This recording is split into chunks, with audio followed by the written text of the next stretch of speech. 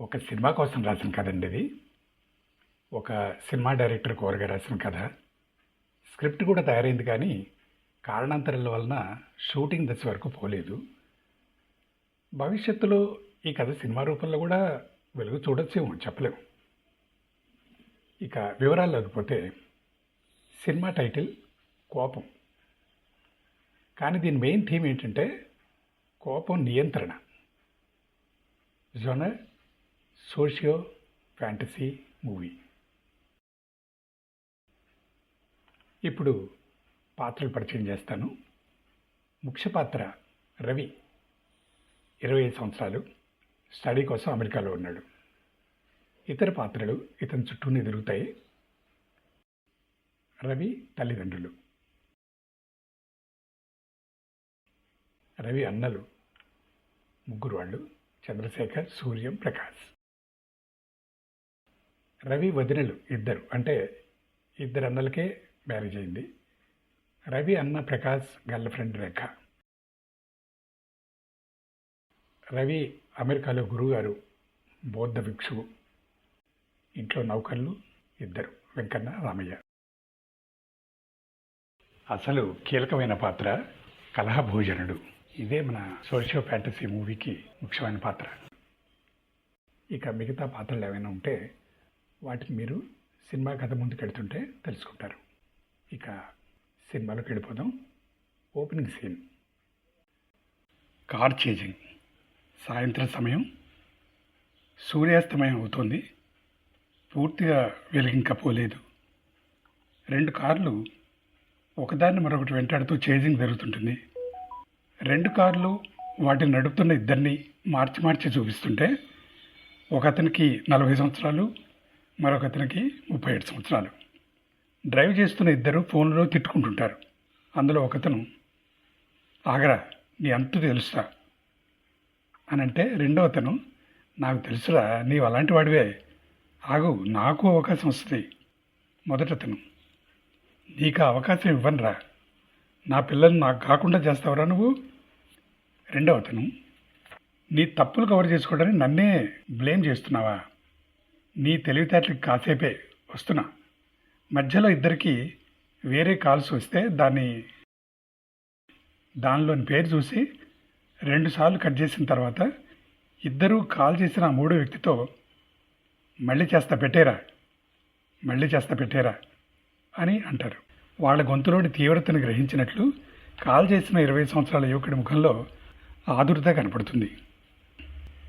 అతను మరో ఫోన్కి కాల్ చేస్తాడు. అది ఒక ఇంటిలోని ల్యాండ్లైన్ ఫోన్. నాన్న, అన్నయ్యలిద్దరు ఎక్కడున్నారు, ఫోన్ చేస్తే రిసీవ్ చేసుకోవటం లేదు అని అంటే, ఫోన్ ఎత్తిన పెద్ద మనిషి ముందు కాసేపు ఏమీ మాట్లాడు. ఆ తర్వాత, వాళ్ళు ఎక్కడ చస్తే నాకేంరా, చచ్చాక కొరువు పెట్టాల్సిన వాళ్ళు బతికుండగానే నా ప్రాణాలు తీసే స్థితికి వచ్చారంటే వాళ్ళు నాకు పుట్టిన వాళ్ళేనా అని అనుమానం వస్తూ ఉందిరా అంటాడు. ఫోన్ చేసిన యువకుడు మరింత ఆదుర్దగా, నాన్న ఏమైంది నాన్న, ఎందుకలా మాట్లాడుతున్నారు అని అంటుంటే, ఆ పెద్ద మనిషి మాట్లాడకుండా ఫోన్ పెట్టేస్తాడు. అతని ముఖంలో కోపం, అవమానం కనిపిస్తుంటుంది. చేజింగ్లో 2 కార్లు రైమని పోతున్న కారులో ముందు కారు రాయి గుద్దుకుని ఆగిపోతే, వెనక కారు దాన్ని ఢీకొంటుంది. కారులో వెడుతున్న వాళ్ళిద్దరూ స్టీరింగ్ మీదకి ఉరిగిపోతారు. కారు హారన్లు మోగి ఆగిపోతాయి. అదే దారిలో వెడుతున్న బస్సు డ్రైవరు 2 కార్లను చూసి బస్సును ఆపుతాడు. లేచి మాట్లాడలేని స్థితిలో ఉన్న ఇద్దరిని అందులోని ప్యాసింజర్ల సహాయంతో బస్సులో ఎక్కించుకుంటారు. ఒకతను అంబులెన్స్కి ఫోన్ చేస్తే అది ఈ బస్సు సిటీ లిమిట్స్లోకి వెళ్ళిన తర్వాత వీళ్ళని కలుస్తుంది. వాళ్ళిద్దరిని ఎక్కించుకొని అంబులెన్స్ వెళ్ళిపోతుంటే అప్పుడు టైటిల్స్ పడతాయి.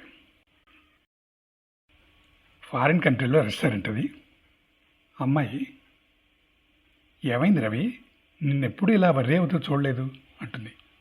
నాకే అర్థం కావట్లేదు విజయ, ఇంటికి ఫోన్ చేస్తే అందరూ ఏదో చికాకుల్లో ఉన్నట్టుగా మాట్లాడుతున్నారు అని అతనంటే, విజయ సాంతనంగా, డోంట్ వర్రీ, ఎలాగో రేపు ఇండియాకి బయలుదేరుతున్నావు కదా, మరో 48 గంటల్లో ఇంటికి చేరుకుంటావు అంటే, రవి మళ్ళీ, ఎలా చెప్పాలో అర్థం కావట్లేదు విజయ, ప్రాబ్లం ఏమిటో అర్థం కావట్లేదు, అందరూ అదోలో మాట్లాడుతున్నారు, కుటుంబం అన్న తర్వాత ఏదో ఒక ప్రాబ్లం వస్తుంది అంటుంది విజయ. ఇది కుటుంబంలో సామాన్యంగా వచ్చే ప్రాబ్లంలా కనపట్టలేదు. కుటుంబం అంతా విచ్ఛిన్నమయ్యే పరిస్థితి. విచ్ఛిన్నం కూడా చిన్న పదమేనేమో, సర్వనాశనం అయ్యే స్థితికి వస్తోంది. లేకపోతే ఇప్పటికే వచ్చేసిందో అని అంటుంటే విజయ, చచ అలా ఎందుకు అనుకుంటావు? నీ పాజిటివ్ థింకింగ్ అంతా ఏమైంది? పద పోనీ గురువుగారి దగ్గరికి పోదాం అని అంటే రవి, లేదు విజయ, టైం సరిపోదు, ఇంకా ప్యాకింగ్ చేసుకోవాలి, పూర్తి చేయాల్సిన కొన్ని ఫార్మాలిటీస్ ఉన్నాయి, ఇంకా మిగిలిపోయి. సారీ విజయ, నేను వెళ్ళాలి, నా మనసంతా చికాగ్గా ఉంది అంటే అప్పుడు విజయ అర్థం చేసుకొని, all right Ravi, I can understand it అంటుంది.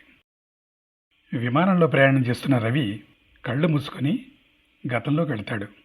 కుటుంబ సభ్యులంతా భోజనాలు ముగించి కూర్చొని మాట్లాడుకుంటున్నారు.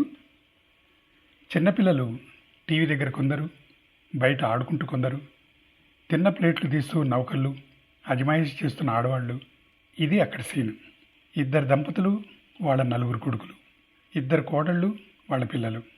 3వ కొడుకు లవ్ అఫేర్ గురించి అందరూ అతను ఆట పట్టిస్తుంటారు. ఈ లోపల ప్లేన్లో సర్వీస్ వలన అతని ఆలోచనలకు అంతరాయం కలుగుతుంది. అది అయిపోయిన తర్వాత మళ్ళీ రవి ఆలోచనలోకి పోతాడు.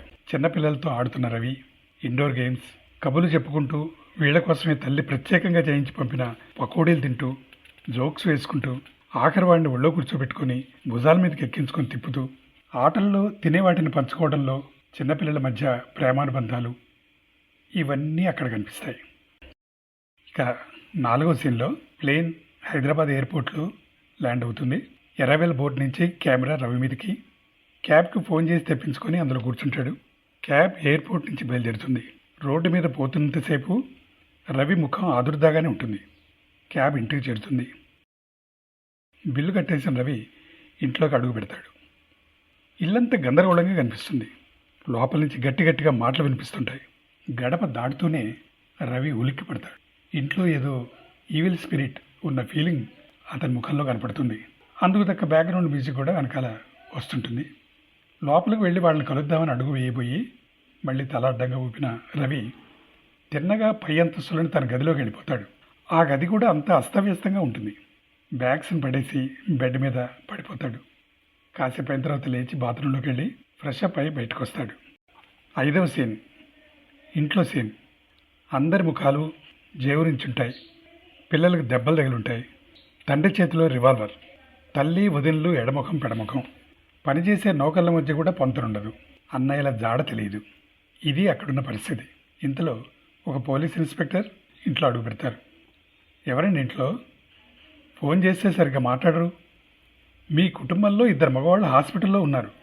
యాక్సిడెంట్ అయిందని చెప్తుంటే అంతా నిమ్మకు నీరెత్తినట్టున్నారు. ఇంట్లో ఎవరు రెస్పాన్సిబుల్ పర్సన్ అని అతను అడుగుతుంటే రవి ముందుకు అడిగేసి, ఎస్ ఇన్స్పెక్టర్, నా పేరు రవికిషోర్. నేను ఈ ఇంట్లో అగ్రవాడిని. ఈరోజు ఉదయమే యుఎస్ నుంచి తిరిగి వచ్చాను. నాకు కూడా పరిస్థితులు ఇంకా అవగాహనలోకి రాలేదు. ముందు మా అన్నయ్యలిద్దరిని చూద్దాం పదండి. వదినా, పెద్దదినా, చిన్నదినా అని అంటుంటే లోపల నుంచి, నువ్వు పోయిరాలే రవి కావాలంటే. అవునులే, నువ్వు ఆయన తమ్ముడివేగా, అటువైపే ఉంటావులే అని అంటుంటే రవి ఒక్కసారి ఇన్స్పెక్టర్ ముఖంలోకి చూసి అతనితో బయలుదేరుతాడు. ఇన్స్పెక్టర్ ఏమీ అర్థం కానట్టుగా ముఖం పెడతాడు. అంటే షూటర్ వెనకాల పరిగెడుతుంటాడు. 2 బుల్లెట్లు మిస్ అవుతాయి. చేజింగ్ జరుగుతుండటంలో ముందు పరిగెడుతున్న మనిషికి ఒక ఇంట్లోకి వెళ్ళక తప్పదు. చేజ్ చేస్తున్న మనిషి వెనక్కి తిరిగి వెళ్ళిపోతాడు. ఇంటి లోపల ఒక అమ్మాయి కూర్చొని ఉంటుంది. రా రా, ఎంత దూరం పరిగెడతావు? నా చేతిలో నీ చావు రాసుంది అంటుంది. పరిగెత్తిన మనిషి ఆయాసపడుతూ, రాక్షసి నువ్వా? వాడిని నా మీదకి ఉలుసుకొల్పింది. నిన్నెంత ప్రేమించానే. ప్రేమించావా? అదే ప్రేమ అయితే అలాంటి ప్రేమ ఏ అమ్మాయికి వద్దు. నన్ను నీ ఫ్రెండ్స్ దగ్గరికి పంపించడం వినా ప్రేమ అంటే? ఏయ్, చాలా తప్పుగా మాట్లాడుతున్నావు. అవునవును, నీతో మాట్లాడటమే నేను చేసే తప్పు. షూట్ ఎట్ సైడ్ చేయాలి నేను. గన్ తీస్తుంది.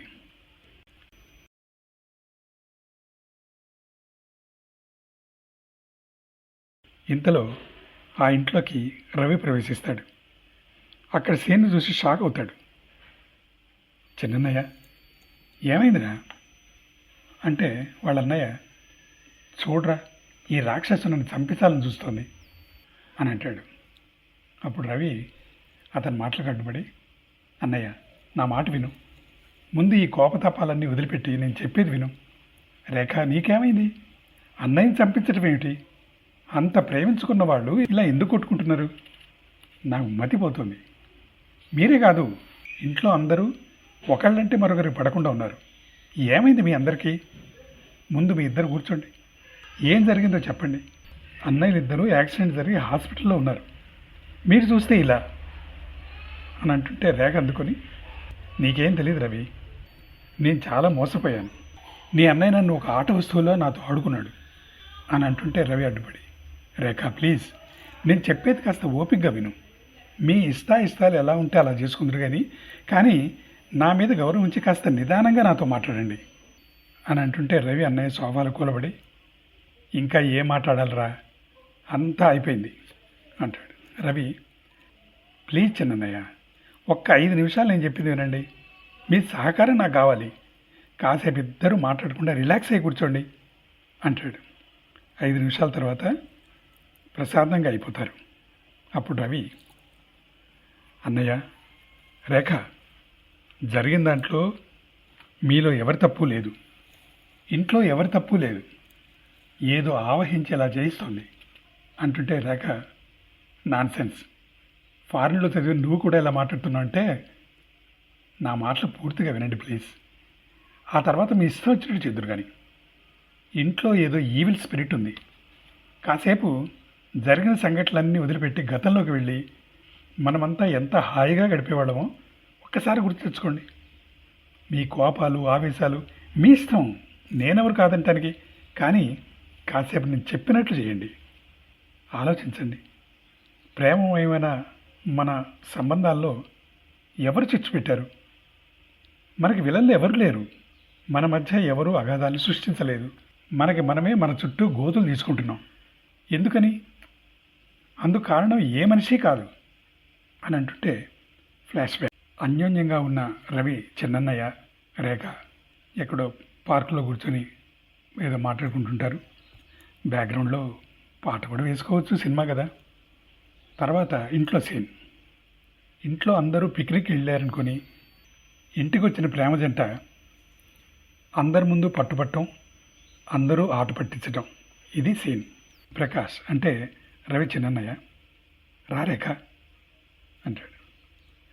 రేఖ, మీ ఇంట్లో ఎవరు లేరని చెప్పాగా. అతని మాటలు విని లోపల ఉన్న వాళ్ళు తొంగి చూస్తారు. మాట్లాడొద్దని ఒకళ్ళొకళ్ళు సాగ చేసుకుంటుంటారు. ఇలా వచ్చి కూర్చో రేఖ, ఎటువంటి భయం సంకోచం లేకుండా కూర్చోవచ్చు. అతని మాటలకు లోపల నుంచి అతని అన్నయ్యలు ఇద్దరూ ఎక్కిరిస్తున్నట్టుగా ఎక్స్ప్రెషన్స్. మళ్ళీ ప్రకాష్, మంచినీళ్ళు తాగుతావు రేఖ, నౌకలను కూడా పిక్నిక్కి తీసుకెళ్లారు, టీ తాగుతావా? అబ్బా అన్నట్టు లోపల వాళ్ళు ముఖం పెడతారు. ప్రకాష్, ఆగు, మా ఫ్యామిలీ ఆల్బమ్ తెస్తాను, ఫ్యాన్ అయినా. ప్రకాష్, ఎందుకలా టెన్షన్ పడుతున్నావు? మొదటిసారి మా ఇంటికి వచ్చావుగా, స్వీట్స్ తింటావా? రేఖ నవ్వుతూ, మీ ఇంటికి తినటానికి తాగటానికి వచ్చాను, అన్నీ తీసుకురా, తిని పెడతాను. ప్రకాష్ కూడా నవ్వుతాడు ఆ మాటలకి. లోపల నుంచి కూడా నవ్వులు వినిపించడంతో ఇద్దరు ఉలిక్కి పడతారు. నెమ్మదిగా ఇంట్లో వాళ్ళంతా హాల్లోకి వస్తారు.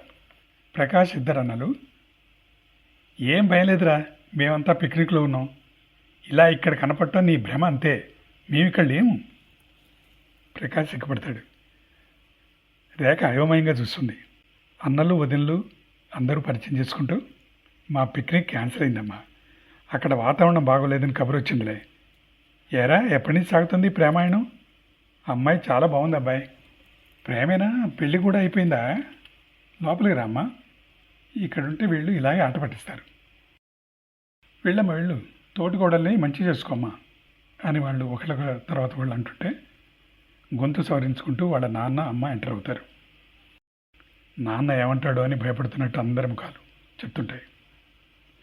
గంభీరమైన ముఖంతో దగ్గరకు వచ్చిన ఆయన వాళ్ళందరికీ షాక్ ఇస్తూ సీరియస్గా, నా కడుపున చెడబుట్టావు కదరా అంటాడు. ప్రకాష్ రేఖ వైపు ఒకసారి చూసి మళ్ళీ నాన్న వైపు చూస్తూ భయంగా నాన్న అంటుంటే అప్పుడు వాళ్ళ నాన్న ఇందాకడి నుంచి చూస్తున్నా ఎంతసేపు సిగ్గుపట్టం ఏదేదో మాట్లాడటం, అంతేగాని దగ్గరకు వచ్చిన అమ్మాయి అంత అవకాశం ఇచ్చినా ముద్దు పెట్టుకోకుండా ఉంటారా ఎవరైనా అనేటప్పటికీ అందరి టెన్షన్లు పోయి అందరూ ఒక్కసారిగా నవ్వుతారు. ప్రకాష్ సిగ్గుపడుతూ నాన్న మీరు కూడా అంటుంటే రేఖ ప్రకాష్ పక్కన ఒదిగిపోతుంది. మళ్ళీ వర్తమానంలోకి వస్తే రవి నువ్వు చెప్పేదానిలో కాస్త అర్థం ఉందనిపిస్తోందిరా అంటాడు. మధ్యలో అందుకని రేఖ చాలు చాలు దయ్యం ఉందని చెప్పి నీ తప్పులు కప్పించుకునే ప్రయత్నం చేయకు అంటుంది. రవి రేఖ మళ్ళీ మొదటికి రాకు, నేను మీకు అన్నీ నిరూపిస్తాను. నాకు మాత్రం మా ఇంట్లో ఈవిల్ స్పిరిట్ ఉన్నదని నిర్ధారణ అయిపోయింది. ఇవే మాటలు అక్కడ చెప్పుంటే ఈ మాత్రం ప్రశాంతంగా కూడా వినుండేవారు కాదేమో. మీ అందరిలా నేను నా దారి చూసుకోగలను. కానీ అందరూ పాత రోజుల్లోకి అప్పటి సత్సంబంధాలను మళ్ళీ రివైవ్ చేసుకోవాలన్నదే నా ఉద్దేశం. ఏం చేద్దామంటారు అయితే? భూత వైద్యుడిని పిలిపిద్దామంటావు ఏమిటి? అందరు నవ్విపోతారు. పైగా ఈ కాలంలో భూత వైద్యులు ఎవరు అందుబాటులో లేరు కూడా. నాకు తెలియదు అన్నయ్య, నా ప్రణాళిక ఏమిటన్నది నాకే తెలియదు. ముందు అందరూ ప్రశాంతంగా ఉంటే ఏమైనా చేయొచ్చు. ఇలా ఉంటే మాత్రం ఎవరు ఏమీ చేయలేరు అంటుంటే రేఖ దిగాలుగా కాస్త నీరసంగా కూర్చొని రవి నువ్వన్నదే నిజమైతే మంచిదే అంటుంటే ప్రకాష్ ముందు హాస్పిటల్కి వెళ్దాం పదా, రేఖ నువ్వు కూడా అంటుంటే రేఖ మాట్లాడకుండా లేచి లోపలికి వెళ్ళిపోతుంది. కాసేపు చూసి అన్నదమ్ములు ఇద్దరు వెళ్ళబోతుంటే రేఖ తలుపులు తెరుచుకొని వస్తుంది. పదండి అంటూ. ప్రకాష్, రవి, రేఖ ముగ్గురు క్యాబ్లోంచి ఒక హాస్పిటల్ దగ్గర దిగుతారు. ఆ తర్వాత హాస్పిటల్ లోపలికి వెళ్ళిన తర్వాత చూస్తే ఇద్దరు అన్నదమ్ములు పడుకొని ఉంటారు. దెబ్బలు పెద్దగా ఏమీ తగలలేదు, కానీ షాక్లో ఉన్నట్టు కనిపిస్తారు. ఎవరు వస్తున్నా ఆతృతగా తలెత్తి చూస్తున్న వాళ్ళు తమని చూడటానికి భార్యలు పిల్లలు రాకపోవటం వాళ్ళని ఇంకా బాధ పెడుతుంది. ఈ సంగతి వాళ్ళ ముఖాల్లో తెలుస్తుంది. వాళ్ళిద్దరూ తమ్ముళ్ళు రేఖ రావడంతో ముఖంలో ఆనందం చూపిస్తారు, కానీ అది వెనువెంటనే పోతుంది. పోనీలేరా మీరన్నా వచ్చారు చూడటానికి అంటారు. అప్పుడు రవి ఇంతకు ముందు కూడా నేను వచ్చానన్నయ్య, మీ ఇద్దరికి డ్రెస్సింగ్ జరుగుతున్నప్పుడు ఇన్స్పెక్టర్తో వచ్చి కొన్ని ఫార్మాలిటీస్ పూర్తి చేశాను అని అంటే ప్రకాష్ అతనికి ఏం తెలియదు కాబట్టి ఎలా జరిగిందిరా యాక్సిడెంట్ అని అడిగేటప్పటికీ ఇద్దరు అన్నదమ్ముల ముఖాల్లో కోపం ఉబుకుతుంటుంది. అది చూసిన రవి కలుగు చేసుకొని ఇప్పుడు కారణాలు కాదురా అన్నయ్యలు, మనకు కావాల్సింది పరిష్కారాలు.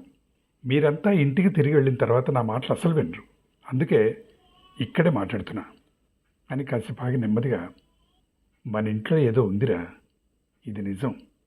నేను మీతో అబద్ధం చెప్పటం లేదు, ఎవరి మీద ప్రమాణం చేయటానికైనా నేను సిద్ధమే. కానీ మన ఇంట్లో మనందరి చేత ఇలా తగులు పెట్టిస్తున్నది మనుషులు ఎవరు కారు అని చెప్తుంటే బెడ్ మీద ఉన్న వారి ముఖాల్లో కాస్త భయం కనిపిస్తుంది.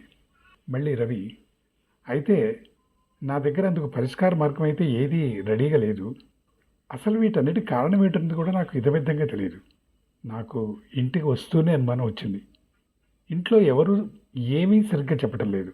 చివరికి నేను మన వెంకన్న ఇంటికి వెళ్ళాను అంటే ప్రకాష్ అందుకొని వెంకన్న వాడు మన ఇంట్లో పని వదిలిపెట్టి చాలా రోజులైంది, అందుకే వాడు మన ఇంట్లో జరిగిన పరిణామాలను మొదట్లోనే చూసినవాడు కాబట్టి వాడిని అడిగాను.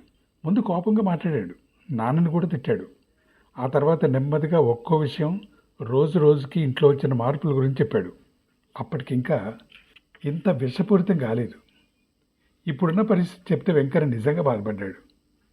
ఆ ఇంట్లో ఏదో ఉందన్న విషయాన్ని వాడు కూడా ఒప్పుకున్నాడు అని చెప్పేటప్పటికి అందరు విడివిడిగా మరి ఏం చేద్దామంటావరా అంటారు. నేను చెప్తున్నది అదే, ఏదో ఉందని తెలుసు కానీ అది ఏమిటో తెలియదు, దాన్ని ఎలా అదుపు చేయాలో అంతకంటే తెలియదు. అయితే నేను గురువుగారికి ఫోన్ చేసి చూస్తాను. అందరు ఆశ్చర్యంగా గురువుగారా, ఆయన ఎవరు అని అడుగుతారు.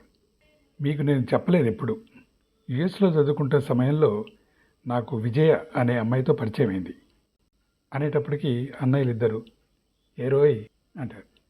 అది కాదులేరా, చెప్పేది వినండి అని రవి చెప్తుంటే వెనకాల నుంచి విజువల్స్ కనిపిస్తుంటాయి. మా మధ్య ఉన్న స్నేహమే అంతే. నా కాలేజీలో నాతో పాటు చదువుకుంటుంది, నాతో సబ్జెక్టులో అన్ని విషయాలు చర్చించేది.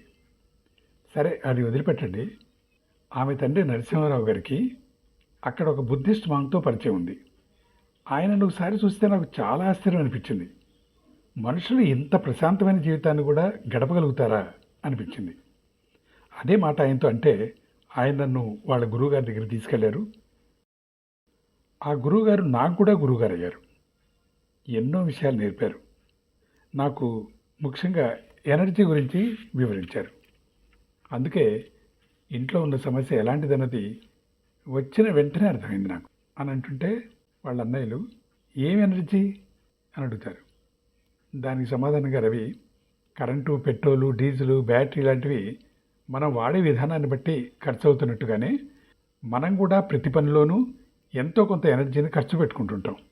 ఆ ఎనర్జీ లెవెలే ఇంట్లో అందరిలోనూ తక్కువగా కనిపించడమే కాకుండా ఉన్న కాస్త కూడా డ్రైన్ అవుతూ కనిపించింది. అనగానే రేఖ డ్రైన్ అవటం అంటే అడుగుతుంది. అందుకు రవి, వాళ్ళు ఏమీ చేయకపోయినా వాళ్ళలోంచి ఎనర్జీ బయటకు పోతూ కనిపించింది.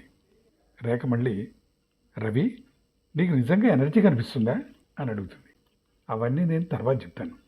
ఇంట్లో ఉండకుండా బయట ఉన్న మీరంతా ముందు నేను చెప్పినట్టుగా అన్నీ మర్చిపోయి పాత రోజులు గుర్తు తెచ్చుకుంటూ ప్రశాంతంగా ఉండండి. ఇంటికి వెళ్ళిన తర్వాత కూడా అలాగే కొనసాగించండి. ఈ లోపల గురువుగారిని కాంటాక్ట్ చేస్తాను. ఇంట్లో ఉన్నవాళ్ళు ఇలా నేను చెప్తే ఇంత మాత్రం కూడా విననన్నది నాకు బాగా తెలుసు. అందువలన మీ అందరి సహకారం నాకు కావాలి అంటాడు. ఆ తర్వాత సీన్లో రవి ఫోన్లో మాట్లాడుతుంటాడు. అవతల మాటలు జాగ్రత్తగా వింటుంటాడు. సరే గురుగారు, అలాగే చేస్తాను. కానీ మీరే ఇక్కడికి అంటే నాకు తెలుసు మీరు ఎంత బిజీగా ఉంటారో, కానీ పరిస్థితి అలాంటిది. అలా అడగటం భావ్యం కాదనుకోండి. సరే గురువుగారు, మీరు చెప్పినవన్నీ పాటించి చూసి మీకు మళ్ళీ ఫోన్లో జరిగిన విషయాలన్నీ చెప్తాను అని ఫోన్ పెట్టేస్తాడు. ఆ తర్వాత దీర్ఘంగా ఆలోచిస్తూ కూర్చొని ఉంటాడు. యుఎస్లో గురువుగారు క్లాస్ కండక్ట్ చేయటం, అక్కడ మాట్లాడటం అవన్నీ గుర్తు తెచ్చుకుంటాడు కాసేపు. 15 నిమిషాల తర్వాత ఫోన్ మోగుతుంది.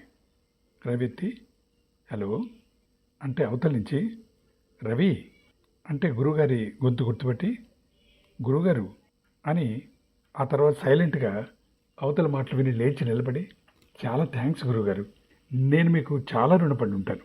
మీరు మా ఇంటికి రావటానికి మీ అంతటా మీరే నిర్ణయం తీసుకోవటం నాకు నిజంగా చాలా ఆనందం కలిగిస్తుంది అంటే గురువుగారు, ఎల్లుండి పొద్దున కల్లా అక్కడ ఉంటాను రవి అంటారు. సరే గురువుగారు, మీకు బస అది మీ ఇంట్లోనే ఉంటానయ్యా అంటారు గురువుగారు.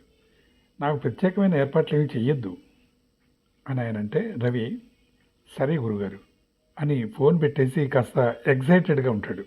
ఇంట్లో జరిగిన విషయాలను కూడా గుర్తు తెచ్చుకుంటాడు. అంతకుముందు ఎలా ఉండేవాళ్ళు, తర్వాత ఎలా మారిపోయారు, ఎంత విచిత్రంగా పూర్తిగా కాంట్రాస్ట్ వచ్చింది. వదిలిద్దరూ ఒకరి మీద మరొకడు, వాళ్ళిద్దరు కలిసి అమ్మ మీద, ఇలా ఒకళ్ళ మీద ఒకళ్ళు చెప్పటం, అమ్మ అందరినీ దుమ్మెత్తిపోయటం, నాన్న ఆవేశం, అమ్మ నాన్నల మధ్య కూడా తగువులు, వాళ్ళతో పాటు పిల్లలు కూడా చాలా వింతగా మాట్లాడటం, అన్నిటికంటే ముఖ్యంగా అందరూ ఏదో విధంగా తన మనసును కూడా కలుషితం చేసే ప్రయత్నం చేయటం, ఇవన్నీ గుర్తొస్తాయి రవికి. పోనీ ధ్యానానికి కాసేపు కూర్చుందామంటే ధ్యానం కూడా సరిగ్గా కుదరదు. అలా అన్నీ గుర్తు చేసుకుంటుంటాడు. అయితే గురువుగారు గుర్తుకు రాగానే అతని మనస్సు ప్రశాంతమైపోతుంది. గురువుగారు వస్తున్నారన్న విషయాన్ని నమ్మలేక కన్ఫర్మ్ చేసుకోవడానికి విజయ్కి ఫోన్ చేస్తాడు. విజయ అనగానే విజయ, యా రవి, గురువుగారిని రప్పించుకుంటున్నావు మొత్తానికి అంటుంది. Ravi, I don't believe it Vijaya, ఆయన పిలిచే ధైర్యం నాకైతే లేదు. ఆయనంతటా ఆయనే వస్తున్నానన్నారు.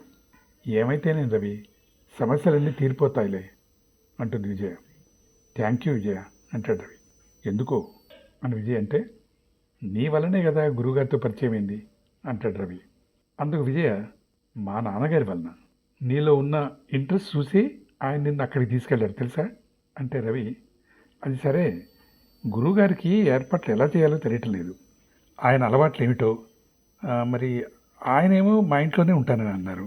నాకు అదైతే ఆయనకి ఇవ్వగలుగుతాను, కానీ మిగతా ఏర్పాట్లు ఏమేం చేయాలో మీ నాన్నగారిని అడిగి చెప్తా విజయ అని అంటే, గురువుగారు ఏమీ చెప్పలేదా అంటుంది విజయ. నేను ఆయన్ని అడగలేదు అంటాడు రవి. దానికి విజయ, గురువుగారు ఏమీ చెప్పలేదంటే నువ్వేమీ చెయ్యనక్కర్లేదని అర్థం. ఆయనకు కావాల్సినవన్నీ ఆయన దగ్గరే పెట్టుకుంటారు. ఆయన అవసరాలు కూడా చాలా తక్కువే కాబట్టి ఆయనకి ఎక్కడా ఏ ఇబ్బంది ఉండదని నాన్నగారు అంటుంటారు. అంటే రవి, థ్యాంక్స్ అగైన్ విజయ, నా మనసు కాస్త తేలికపడింది అంటాడు. ఇంట్లో పనిచేసే రామయ్య దగ్గరికి వచ్చి గదిలో మంచినీళ్ళు మారుస్తూ, రవిబాబు మీకు సంగతి చెప్పాలి అంటే రవి, చెప్పు రామయ్య అంటాడు. రామయ్య రహస్యంగా చెప్తున్నట్టుగా, మీరు కాస్త జాగ్రత్తగా ఉండాలి సార్. ముఖ్యంగా మీ వదిలిద్దరూ పెట్టేవేమి తిరగండి, మీ మంచి కోరి చెప్తున్నా అని అంటే రవి వస్తున్న నవ్వు నాపుకొని, సరే రామయ్య, నేను గుర్తుపెట్టుకుంటా అంటాడు.